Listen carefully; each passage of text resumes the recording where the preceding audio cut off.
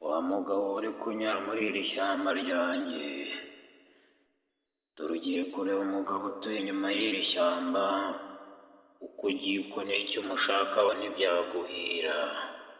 Fata iyo nzira yakuzanye, usubire iwawe wihuse, ubanze uzana amafoto.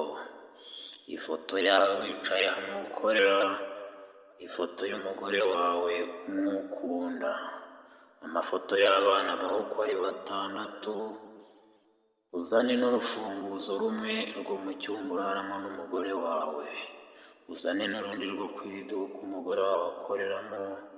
Ibyo byose ubite muri rino shyamba, ubone gukomeza ujye kureba uwo mugabo uzabigufashamo hamwe natwe.